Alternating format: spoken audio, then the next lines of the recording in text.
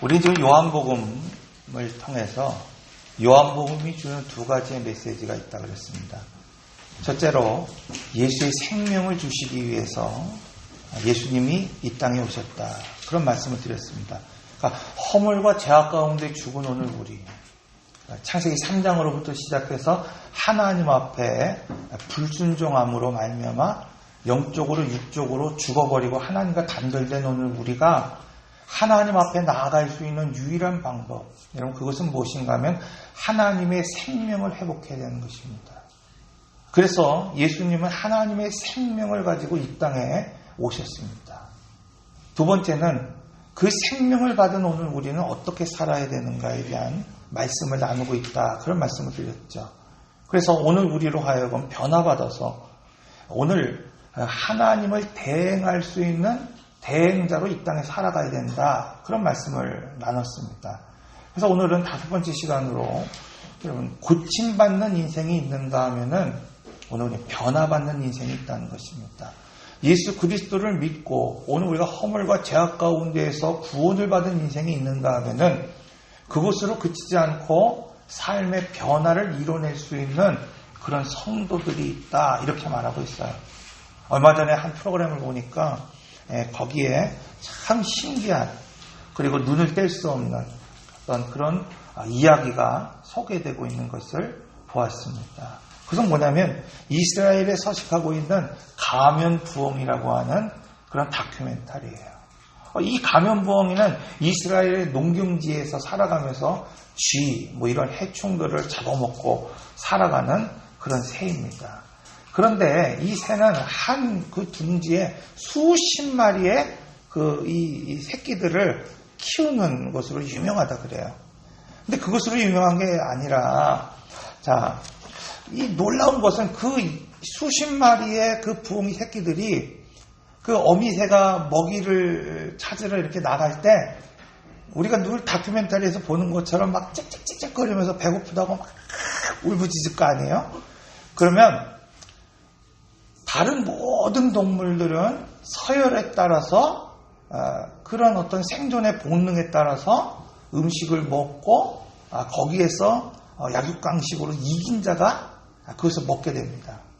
그래서 우리가 이렇게 다른 새들을 보면은 어미새가 이렇게 뭔가를 갖고 오더라도 어미가 아무리 이렇게 그 순서대로 주려고 해도 먼저 막 머리를 막 지민 개를 이렇게 막 주게 돼 있잖아요. 근데 얘네들은 이상해요. 어미새가 나가면은 막 큰 소리로 그냥 막 칙칙칙칙칙 막 합니다. 그런데 어미새가 돌아올 때쯤 되면요, 그 중에서 제일 큰 목소리를 내는 애. 그러니까 연구한 학자들이 생각하는데 뭐라고 얘기하냐면 그 중에 내가 제일 배고프다고, 난 정말 먹고 싶다고 막 그런 애.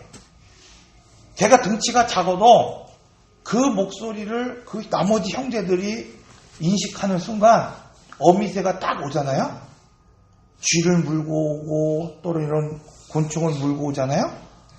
그러면 싹 피합니다. 그리고 그 애, 가장 크게 외쳤던 그에게 모두가 양보하고 머리를 돌리는 거예요. 너무나 신기하죠.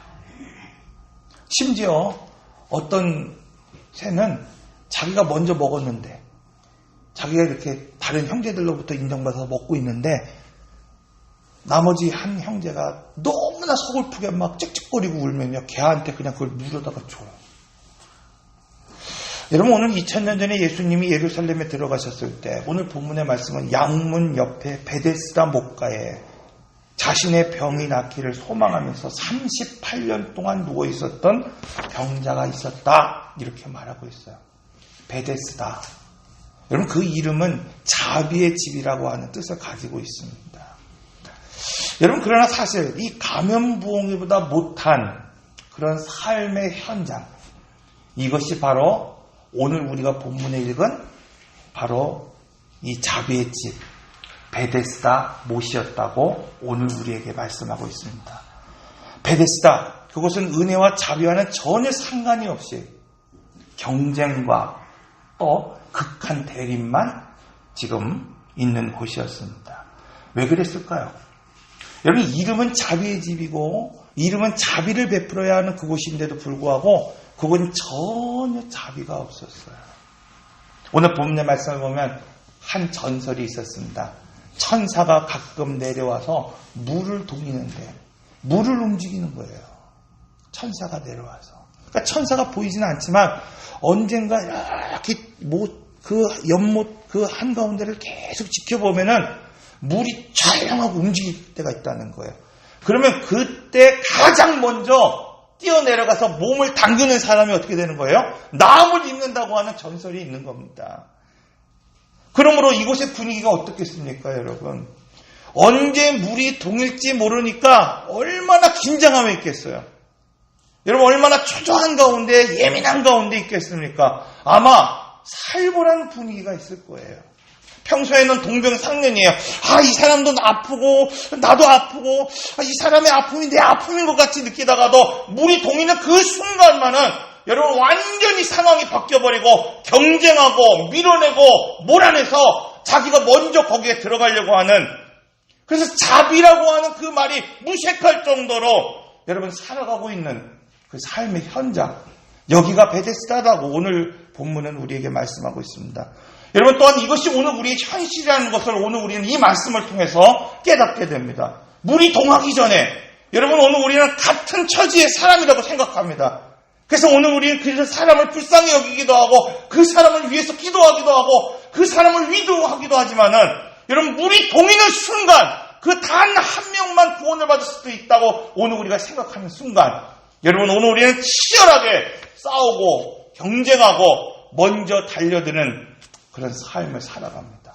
만약 그것이 교회라고 한다면, 여러분, 그 자비의 집이 교회라고 한다면, 그것이 오늘 모인 오늘 우리 성도들이라고 한다면, 여러분, 어쩌면 오늘 우리가 이 가면 부흥보다도 못한 그런 삶을 살고 있는 겁니다.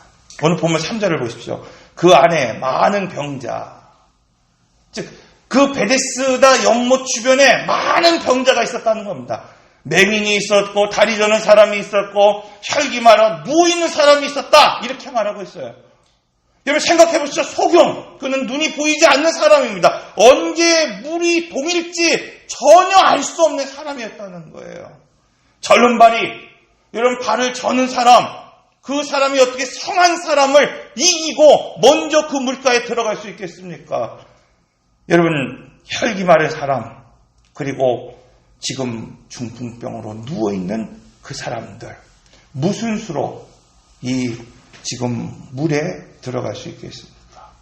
그 중에 한 사람, 그는 천사가 내려와서 베데스다 이 연못이 동할 때 제일 먼저 들어가며 낫겠다고 하는 그 전설을 믿고 유일하게 살아가 있던 사람이었습니다. 하지만 만일 그 전설이 사실이다 하더라도 그가 나올 수 있는 확률은 거의 0%예요. 왜냐하면 그는 스스로 지금 그 병상을 지금 일으키고 그 목가로 내려갈 수 없는 사람이기 때문입니다.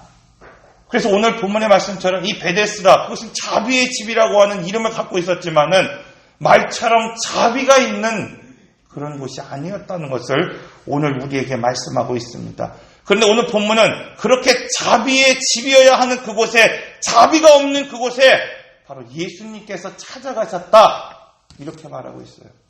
왜 예수님이 자비가 없는 그 집에, 자비가 있어야 할 그곳에 왜 찾아가셨을까요?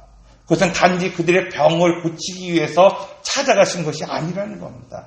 예수님은 지금 가장 불가능한 사람, 혈기 많은 사람, 38년 동안 도대체 움직일 수 없는 사람, 절망 가운데 있는 사람, 매번 무엇인가 물이 동이기를 기다렸다가 먼저 가기를 소망했지만 번번이 실패했던 그 사람에게 지금 찾아가셨습니다. 그리고 오늘 본문은 이렇게 묻고 있습니다. 내가 낫고자 하느냐?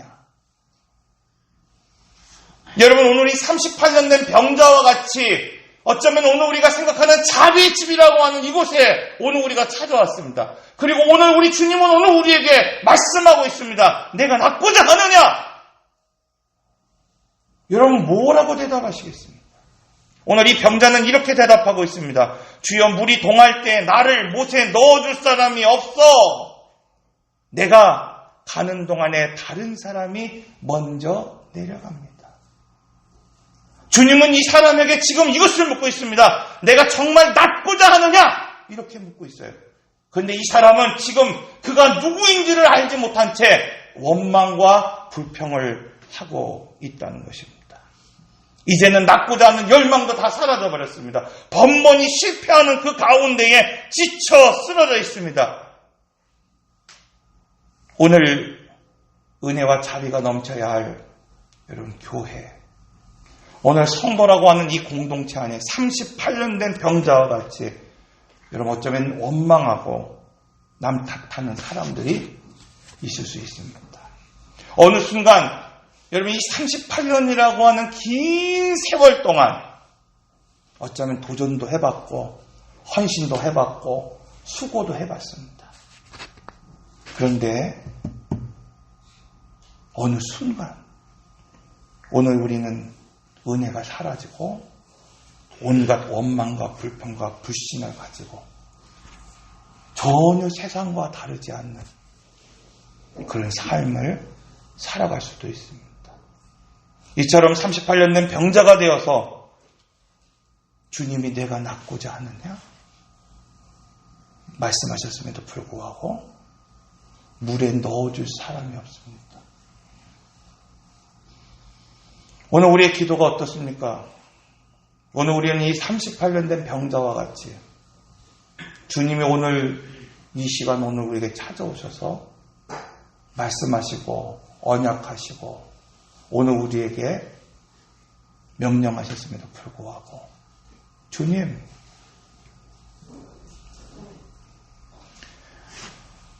물에 넣어줄 사람이 없습니다. 내가 헌신했고 내가 수고했고 내가 달려가려고 했는데 나보다 먼저 내려간 사람들이 있습니다. 성경은 오늘에게 분명하게 말씀하고 있습니다. 부르짖으라는 거예요. 기도하라는 겁니다.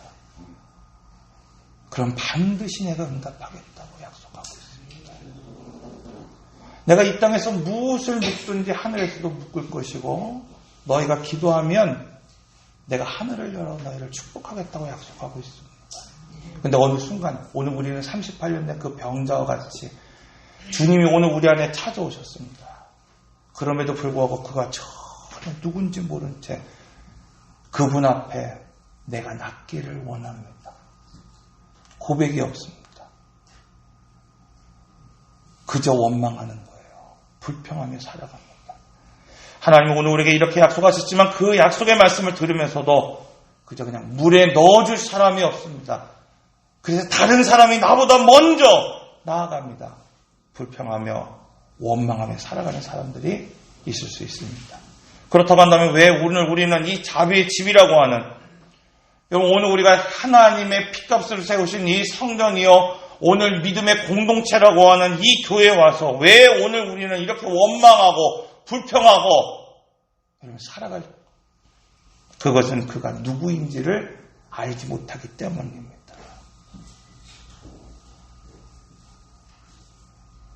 슬픈 마음이 있는지 몸과 영혼이 병들었든지 누구든지 예수 이름을 부르면 그가 어떤 사람이든지 그는 구원을 주시는 하나님이시다.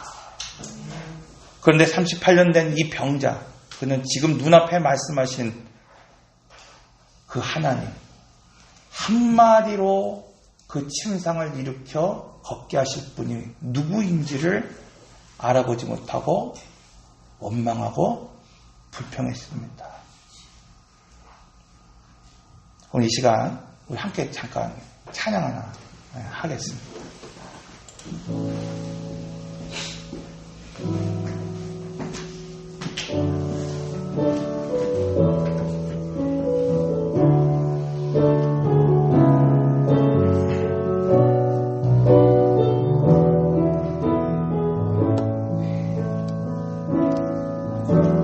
슬픈 마음 있는 자, 병든 자, 누구든지 누구든지 부르시오. 예수 이름 부르시오. 그 이름을 믿는 자, 그 이름을 부르는 자, 그가 어떤 사람이든 그는 구원하리니.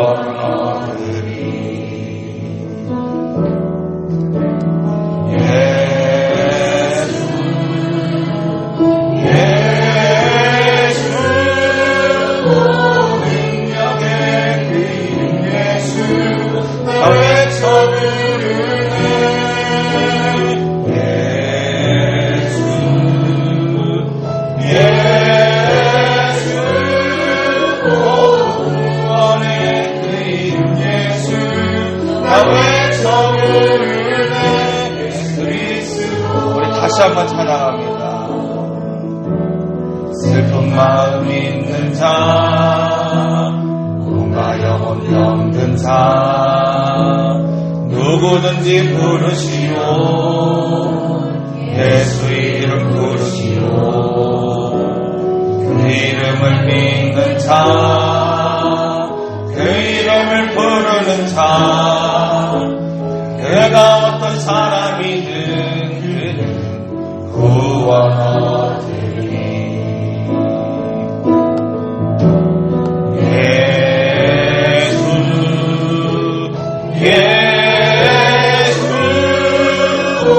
능력의 그 이름 예수 나 외쳐 부르네. 예수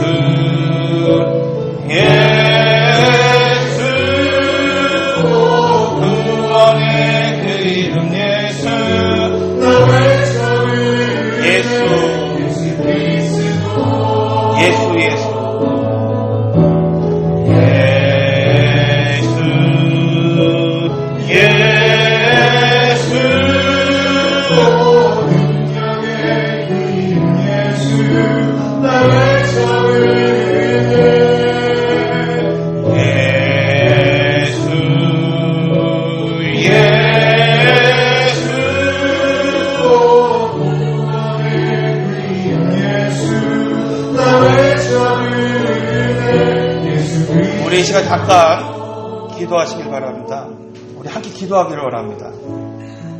여러분, 오늘 우리는 어느 순간 38년 된 이 병자와 같이 주님이 오늘 우리를 찾고 오늘 우리와 함께 계심에도 불구하고 하나님, 나를 못에 넣어줄 사람이 없습니다.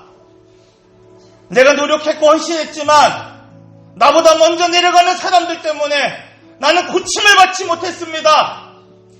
여러분, 이렇게 원망하고 이렇게 불평하는, 그렇게 살았던 오늘 우리의 모습들이 있습니까?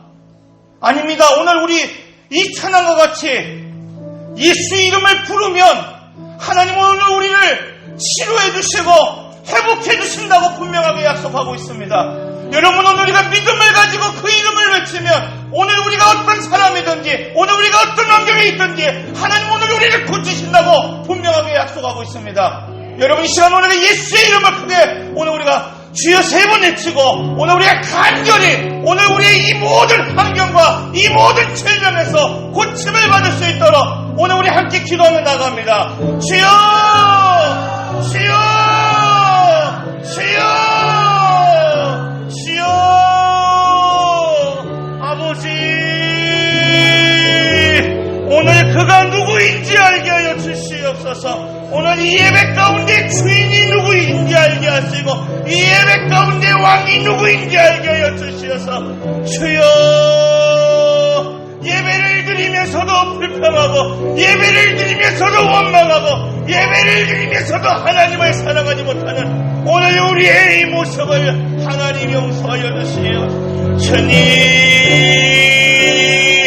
우리가 낫기를 원합니다. 오늘 우리가 치유되기를 원합니다. 오늘 우리가 구원받기를 원합니다. 오늘 우리도 이 하나님 그 챔상을 들고 일어나 하나님 걷게 하여 주시옵소서.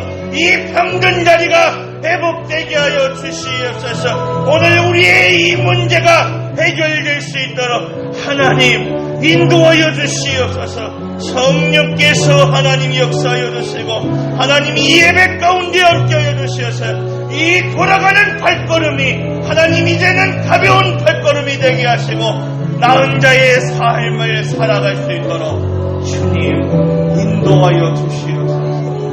인도하여 주시옵소서. 성령으로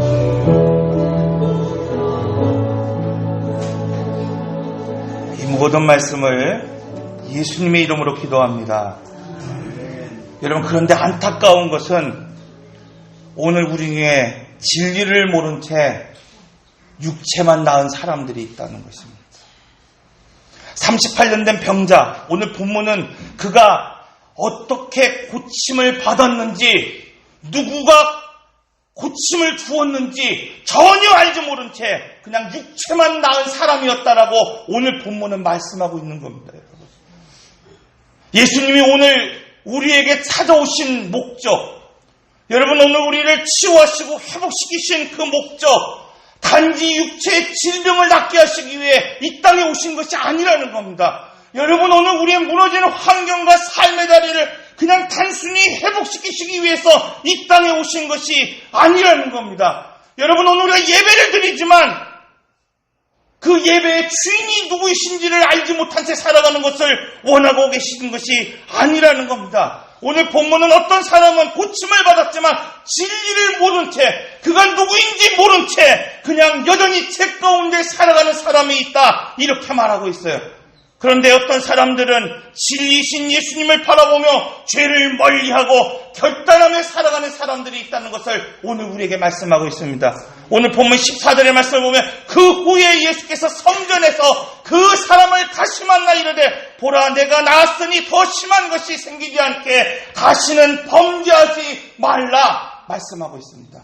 예수님은 단지 그의 육체의 질병을 고치는 것으로 끝나는 것이 아니라 다시 그 후에 그를 만나주셨고 다시는 죄를 범하지 말라고 분명하게 말씀하고 있습니다. 사랑하는 성도 여러분, 오늘 우리에게 문제가 무엇입니까? 그것은 벨사, 그곳에서 나를 그 못에 넣어줄 사람이 없는 것이 문제가 아닙니다. 여러분, 오늘 이 예배 가운데 누군가 나를 이끌어갈 그 사람이 한 사람 없다는 것이 지금 오늘 우리의 삶의 문제가 아닙니다.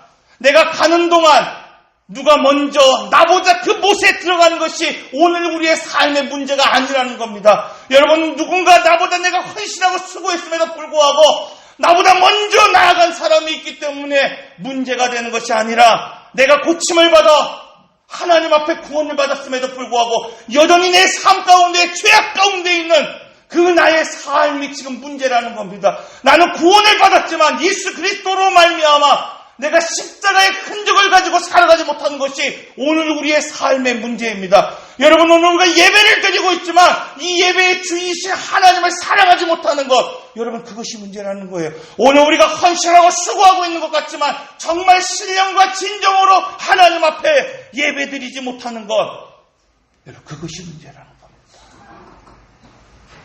오늘 우리는 분명하게 알고 있습니다.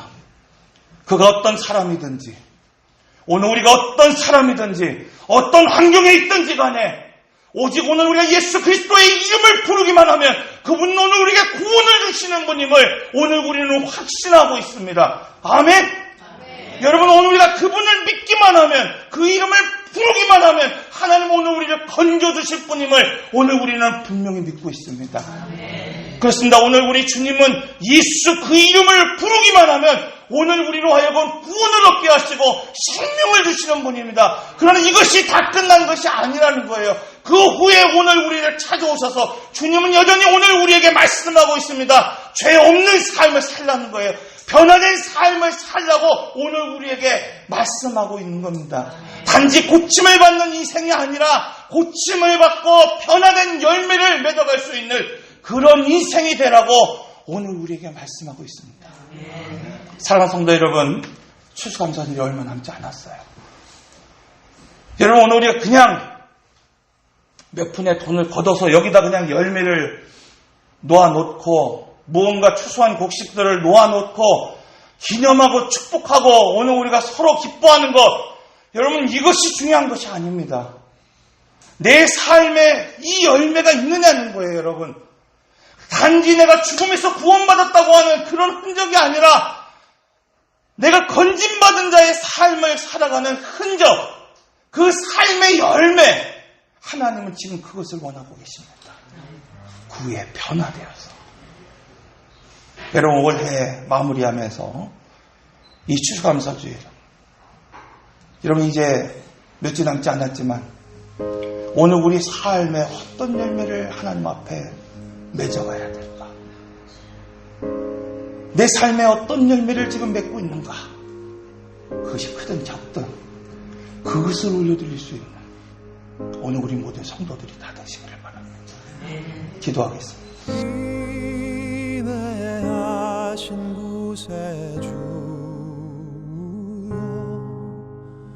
내 말 들으사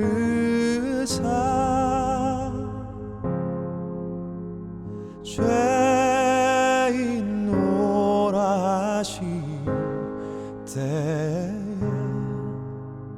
날 부르소서.